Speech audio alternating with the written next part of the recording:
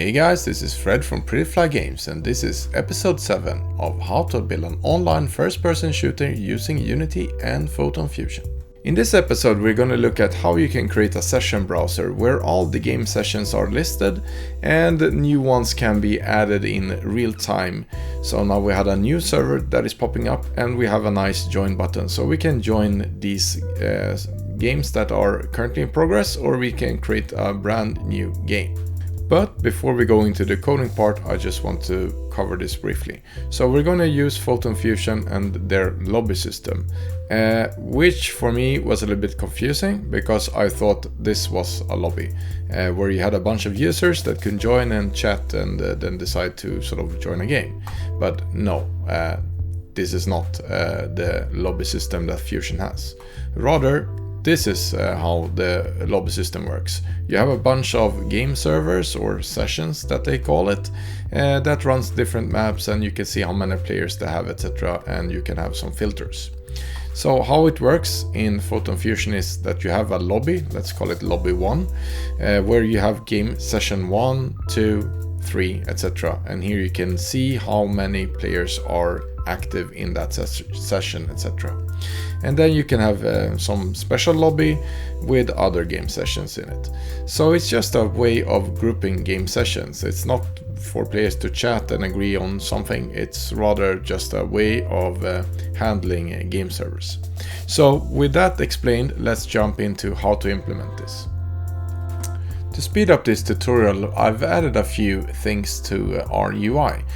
So I've put our player details under its own panel, and I've added a few other panels. So in this session we are going to look at how to list game sessions. So I've added a sort of a table where we have a vertical layout group where these session list items can be instantiated so that they are filling up this list, and yeah, we can change so it also is getting hidden so it doesn't overflow like that, but that's fine for now. Then we also have another panel, and that is if we don't find any sessions, we want the player to be able to create their own sessions. So we now have a create game panel or create session. So the first thing we're going to start is with our session list panel. So this session list will be populated by Photon Fusion, and all the sessions will be added. But before we do that, we need to look at this session list item. So that's a prefab that I've created, and it sits under our UI here. So if we bring that up and open it up, we can see that, yeah, okay, it looks like this. So we have an item called session name, which is just a text variable, and we have a player count, and also we have a join button that we will add, enable later on. What we need is a script that can set these sessions names and player count and keep track of when a person is pressing the join button. So let's create a new script for that, and let's go on the scripts, UI, and then we'll do a new C# script and call it session info list UI handler. And let's open that in Visual Studio. So let's get rid of our start and update function, and then we will use Unity engine.ui so we can reference our text mesh UI components. So we have the session name and the player count, which are both texts, and then we want to have a button that we can show to allow users to join a session. Great. And then we will use Fusion has a class called session info, and the session info contains all the information about a session, like the name of the session, the player count, and all the details we want to have. So we're going to just reuse that. And then we want as well to use an event to signal when somebody's pressing the button. So we want other scripts to be able to react on this. So we add an action for that with the session info, and it's going to be on join session. Awesome. And so when we have instantiated this info list UI item, we want to have an easy way of setting these, the details we're going to use. So let's create a function for that, and we're going to call it set information, and it takes in the session information, this variable, and we are going to store it. So we use this dot session info. Perfect. And then we want to change or set the name of our text mesh here, the session name. So let's use session name.text, set it to whatever is in the session information. And then we do a similar thing for player count. So let's set the text, and we are using our player count, and we're changing it to string, and then we're combining it with the slash, and then add max players. So it will say like 5 out of 10. That will be the output of this. And then we want to have this join button. Either we want to enable it or disable it. So we'll create a small variable for that. Is join button active, which is true as a start. But if our session is full, meaning that the player count is bigger or equal to the max players, then we are going to say that, okay, it's not going to be active anymore. And then we are just going to set that. So we'll take our join button, game object, set that active, pass in our is join button active. Perfect. Then we want to be able to react to clicks. So this class here wants to be able to, get a click event. So let's add an onClick event, a public function onClick, and then we're going to invoke our event here on join session invoke with the session information. So that will trigger an event to any script that is listening to it. All right. So let's save that and go back into Unity. So let's add the script that we created, and we'll assign the session and number of players and the join button, but we will leave it as disabled by default because this part is used by the header as well. So let me save and I'll show you. So up here we have the header, which is just another session list item here. So if we have our button enabled, it will show up there, which we don't want. So we only want the buttons to show up on these two. And we also want to actually set up our button so it actually works. So here we have onClick. Let's drag and drop our script in there. Session info list item, and then we have onClick. Okay, now we can save that as well. Then we want to create a new script that handles this session list panel and all the information that is in it. So let's go and create a new C# script, called it session list UI handler, and let's open that in Visual Studio. So again, we can get rid of our start and update, and let's use Unity engine.ui, and we're going to use Fusion as well. And then we have another text object that we want to be able to control, which is the status text. That's the one that is showing while we're checking if there are any ongoing sessions. And then we have our session info list UI item prefab that we created. So we want to be able to use that. So let's add a public game object for that. And then we want to be able to instantiate those on the correct UI element, and that's gonna be our vertical layout group. Great. So what we want to be able to do is the layout group already contains some information. It contains 2 of these session info list UI items right now because I created them for debug purposes and just to show you visually how it will look. But each time we're updating our layout group, we are going to clear it. So we're going to remove all the items that belongs to it.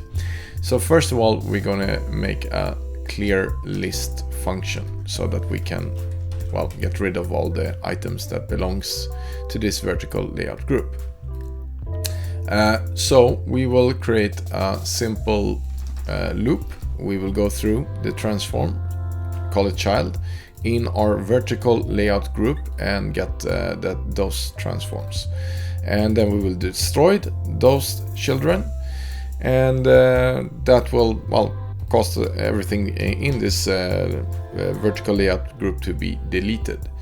And when we are doing that, we want to hide our status text as well. So we'll get back into what we will do with this later on. Then we want to be able to add stuff to this list. So let's create a new function for that, and we'll use a public function because we want other scripts to be able to call it.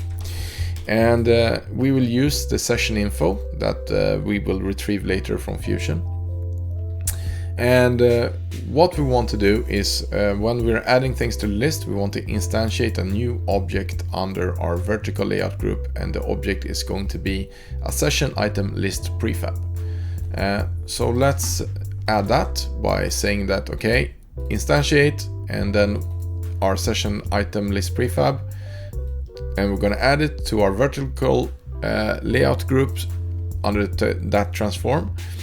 And we are going to get the component after we created this, and it's gonna be our session info list UI item, which we are storing here.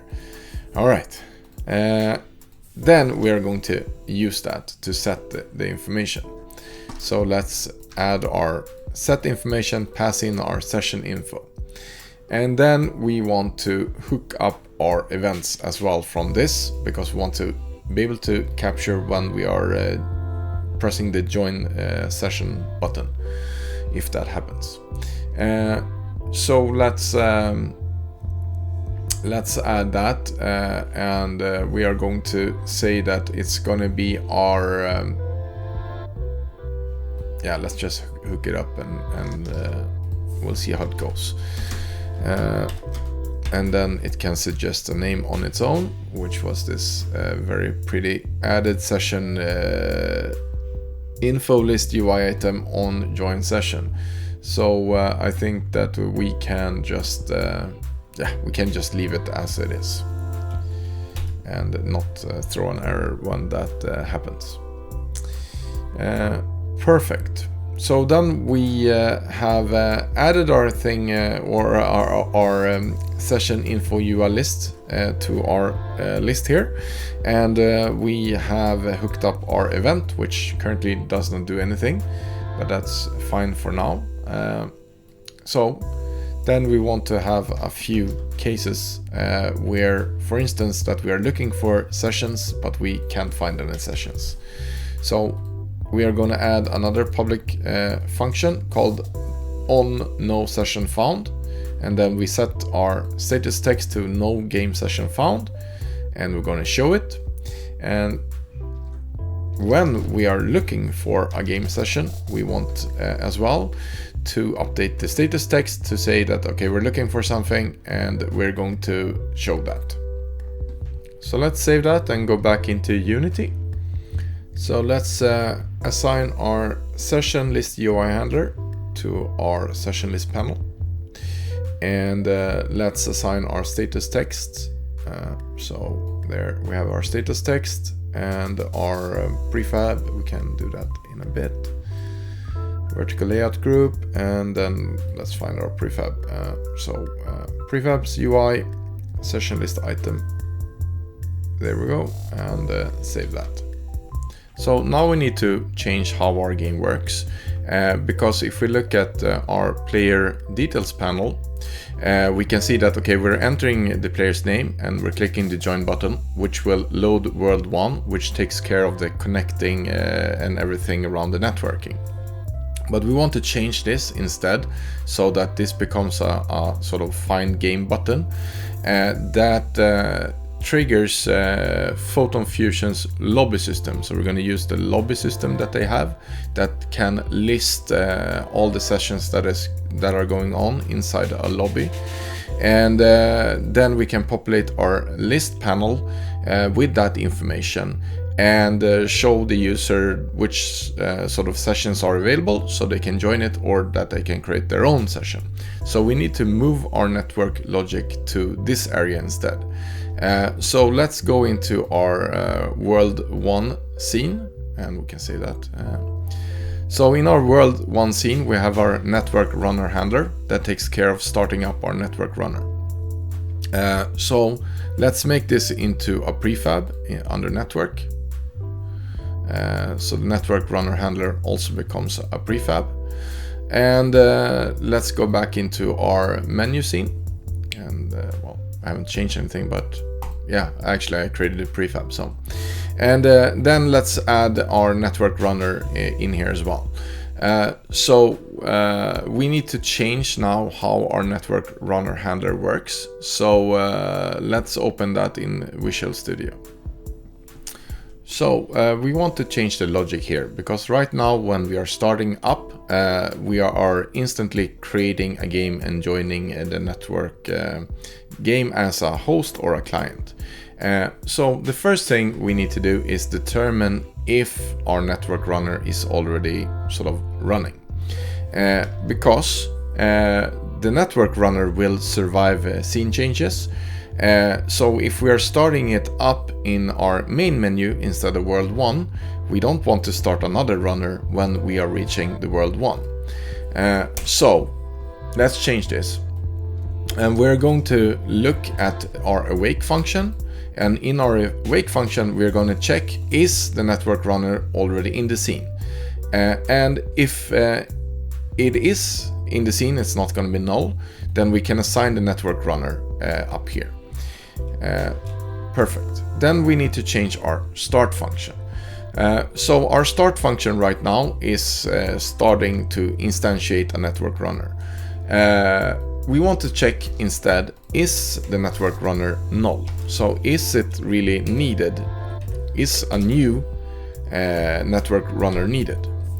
And if it is, then we're going to instantiate one. But if it's not, then we are not going to instantiate one. And we're also, this code here, we're checking that, okay, we are running, or rather we are starting a game directly here, which we maybe don't want to do anymore. Rather, we want to check that, okay, to be able to debug things, we want to be able to start it from world 1, but from the main menu, we don't want it to auto start anymore. So let's check if our scene name is not main menu, then we are going to create the client task, and we need to actually change the formatting of the code so that it doesn't complain about any errors. Okay, and then we have our server network runner started in the debug message, which is fine. Then in our, when we are initializing our network runner, we want to change a few things here. We don't always want to start with the session name test room because we want to be able to join other sessions. So we need to change this into a variable. So let's add our session name here. So after game mode, we're going to add string session name and use that instead when we are joining. And we also want to use the custom lobby function. So the lobby function essentially is a way that Fusion packs sessions together. So they are saying that, okay, all of the sessions that belongs to a specific lobby will be listed when we are looking for sessions. So this can be used to sort out different I don't know, game modes, different settings, etc. that we only want certain games to show up inside this lobby. It could be a premium type of game where we only want certain people to, well, find each other, etc. So now we're telling our session that when it's starting up, it's going to have the lobby name or lobby ID. So all the sessions that are added are going to be listed under this lobby. Then we need to fix our error that we have gotten here, because we need to provide a session name. So we had the test session, or we're going to use test session now as the name. All right, so there's that error gone, and then we want to extend the way that our game is looking for lobbies or sessions. So we're going to create a new task called join lobby, and we are adding a debug line, just join lobby started. And we are providing a name of the lobby ID is going to be our lobby ID, the same that we used when we specified for starting a new session. And then we are using network runner, join session lobby, and we're going to use the type custom and provide our lobby ID.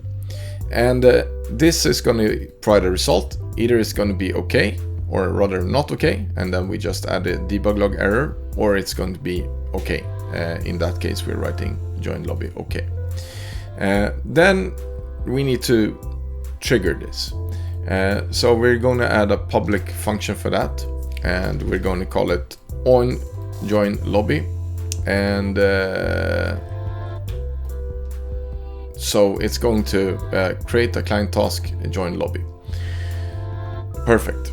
Then we need to, as well, to extend our game a little bit here, because we want to not only to be able to list the game sessions in the lobby, rather we want to be able to create a game and join a game. So those are two different things. So let's create a new function. Create game takes in a session name and a scene name. When we are creating a game, we want to provide a scene that is going to be used. And this scene is going to be loaded by the host. So in this case, we know that we are creating a game, so we are changing our mode to host. We're providing the session name, and the scene name is a little bit tricky because we can't just feed in the scene name here. So in our initialized network runner, we can see that it takes in a scene ref. And a scene ref is actually the build number. So the build number that a scene gets in Unity. And that is a little bit tricky to get, but we can use the scene utility, get build index by scene path, and then we provide the path of the scenes, and then the name of the scene. So that will take the scene and look in the scenes and provide a build ID or number.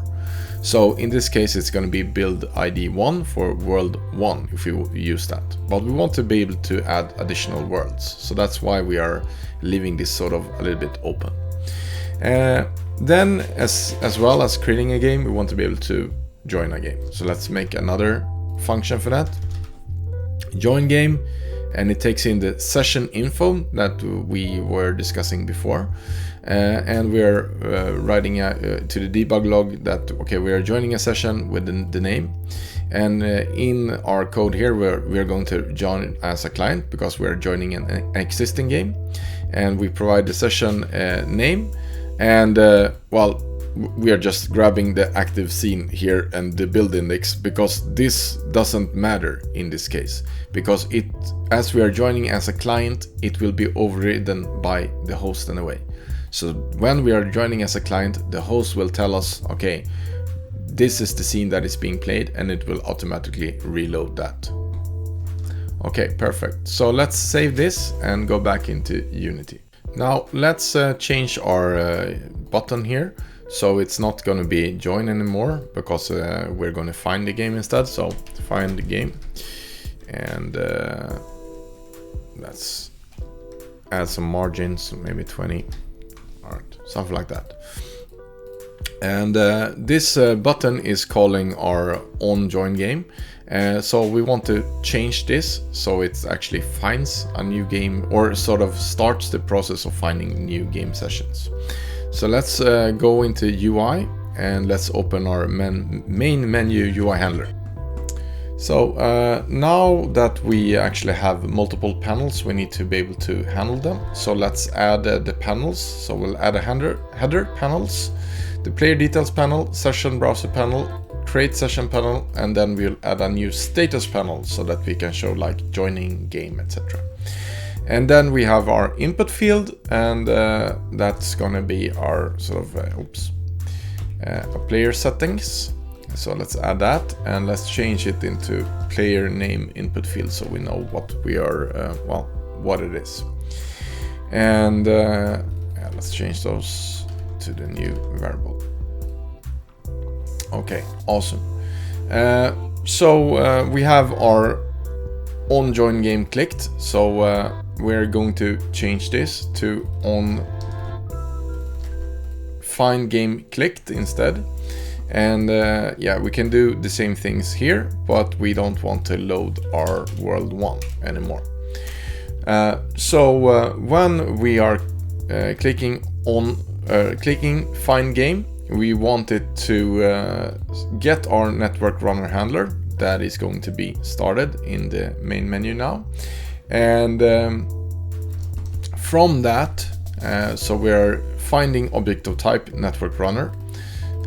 When we have found it, we want to use our new on join lobby function, and we as well want to be able to control the different panels. So I'm gonna add a simple function called that I often have. I'm gonna do add a new function called hide all panels. So what it does is takes all these panels and set them to inactive. So when we are clicking here, we're going to hide all the panels, and then what we are going to do is once we have done that, we are going to set our session browser panel to show. So we're hiding all the panels, we're showing our session browser panel. Great. And while we're doing this, we can do a few more things that we will need later on. So let's have our create new game, because we have find new game. So let's create a new game. So if somebody clicks create new game, then we want to hide all the panels. We want to show this create session panel. So it will show that panel. And if we then have filled in our details and click on that we want to start a new session, then let's add a function for that. On start new session clicked. And we are going to find the network runner again.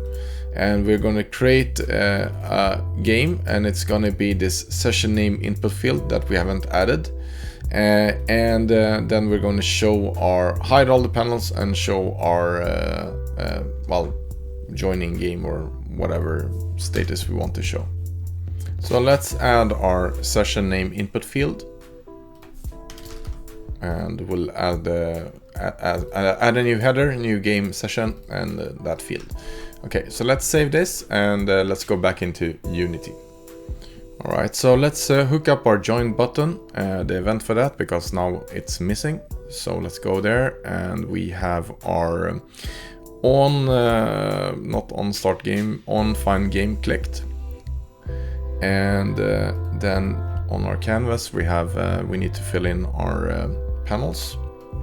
So we have player details, and we have our session and create game panel, and we're missing our status panels. We need to add that, and then the player name field and the create game session, not the button, on input field. There we go.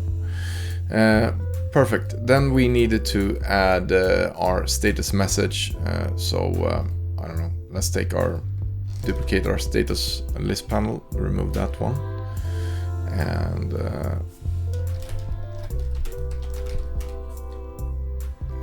let's see what we're doing actually.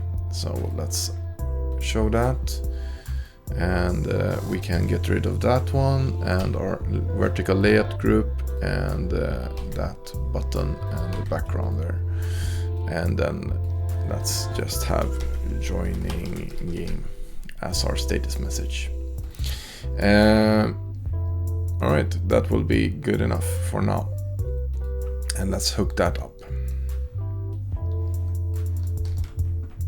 And then we want to show our first panel, this one.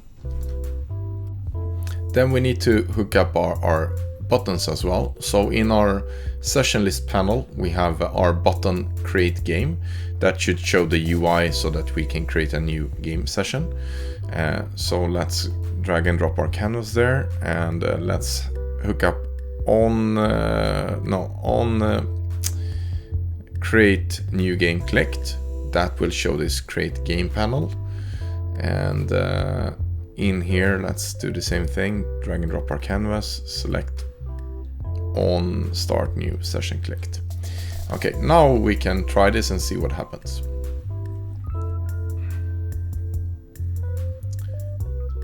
So yeah, I have a name BB, and I can click find game, and well, this information has not yet updated, but we can see in the logs that we have started our network runner, we have joined lobby started, and we got an OK. So we managed to actually join our lobby, and let's see if this works. Create session, and we'll call it just GB, and create session, and then we are showing join game, and now we have joined the game as the host, because, well, there was nobody else playing. So that's the first part of our logic works, but we didn't see any information in our session list panel, so it was all empty, and that is because we haven't implemented this yet. So to get information back from Fusion, we need to hook up our events that is going to provide information about the session. So this is going to actually be in our spawner. So let's open that in Visual Studio. So if we scroll down in our spawner, we can see that we have this on, where are we? On session list updated. So this is actually the information that we want to use. And first of all, we need to reference our session list UI handler. So we'll add that as a component, or we'll find that component. And when we are starting up in the wake function, we want to check if it exists.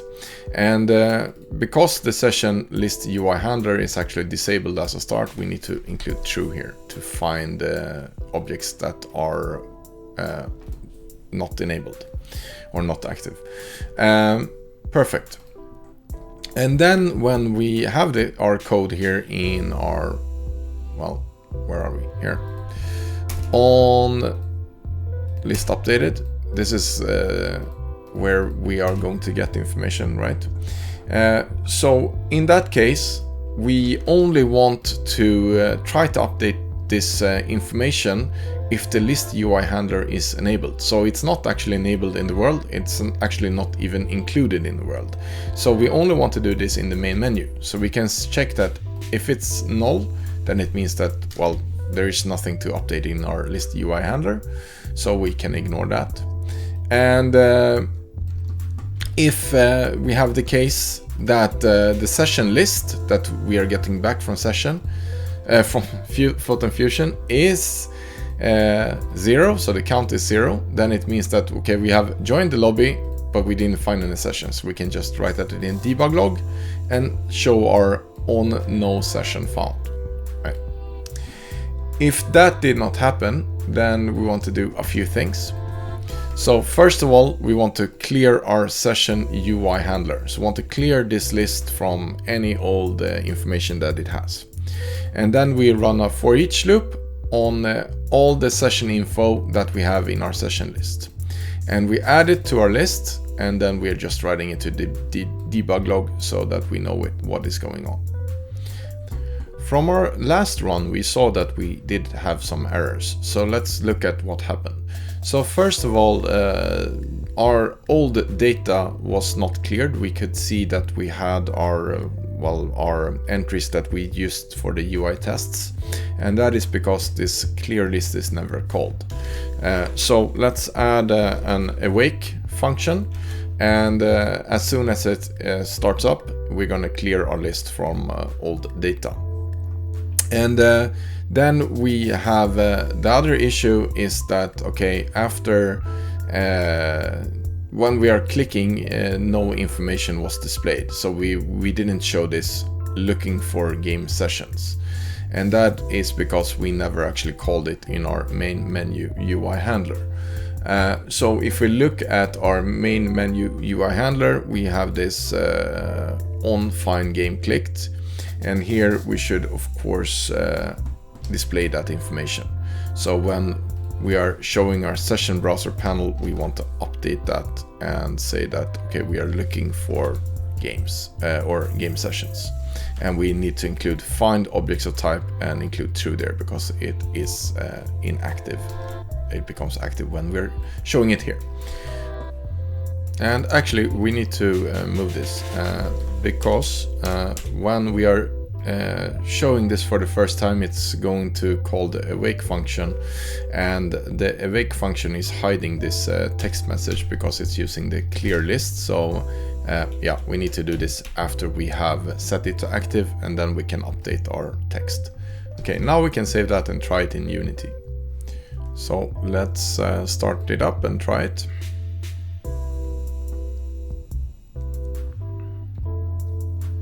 So we'll find a game, and it's looking for game sessions, and no game session found because, well, no game session is running. So I've compiled a little client here, and I'm gonna do the same session or find game. Well, all right, the UI isn't super responsive. So let's create a new session here, and we'll call it awesome, and we'll create it.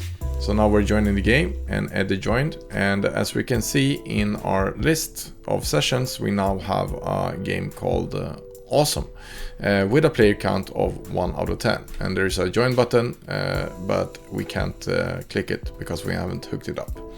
And if we take our host and we terminate it, then yeah, we can see that no game session found, but it forgot to clear our list.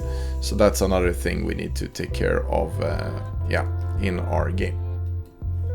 So let's add support for a button first. So let's open our session list UI handler in Visual Studio, and this is the code that will be executed, so we didn't add any information about that, and I'm just going to call this session info.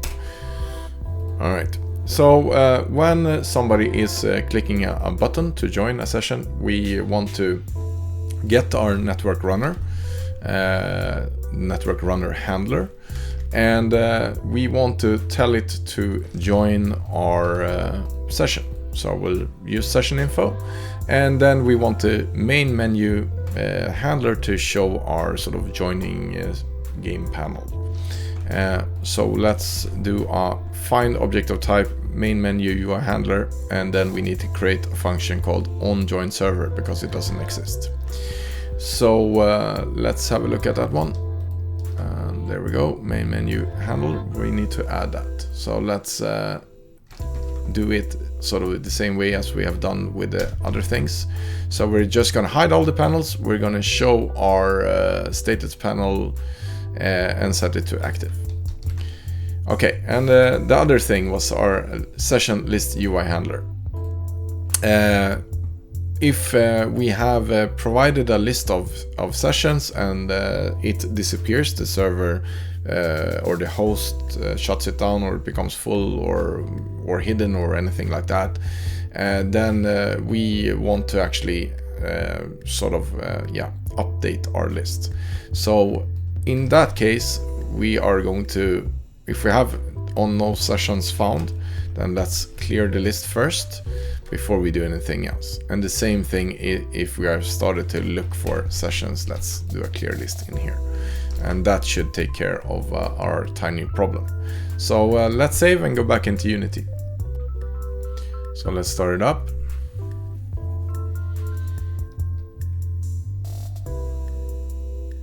Find game, looking for game sessions. And yeah, now we have our testing here, and we can press the join button, and yeah, it joined that session, and BB is already in that game. Cool. So let's see if we fixed our other bug. So let's repeat again, and we will terminate the session while we are looking for, while we have already found it. All right, so now I'm gonna shut down our host, and it disappeared, and we have no game sessions found. And let me bring it up again. So I bring up a new host and create session called XX. So now we have it again, and we can press join, and it will join the game.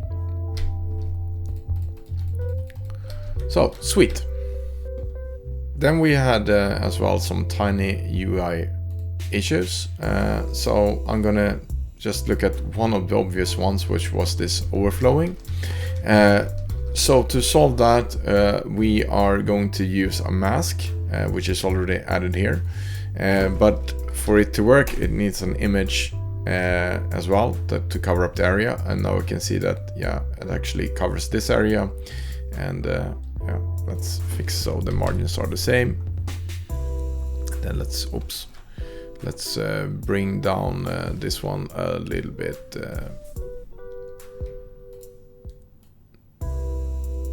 Something like that. And hold on, didn't I add 50? Okay, perfect. So if we now look at this mask, show graphics, we can see that, well, it's not really working. And I'm not sure why, but it seems like you need to have the correct order. So let's add the mask after the image, and then we can uncheck this show graphics, and we can see that, okay, now we see the mask, now we don't. So if we expand our session list, it's going to get masked, which is what we wanted. Now all the other stuff like the scaling and all of those problems, I'm gonna leave that up to you, because I'm not very good with UI and fixing all those things. But for this example, this already works. I'd like to give a shout out to our Patreon supporters. It helps us with every single contribution that we can get. So please consider supporting us on Patreon. The link is in the description. This concludes this episode, and I hope that you enjoyed it. If you did, please give it a thumbs up and hit that subscribe button and the bell to get a notification when the next video is out.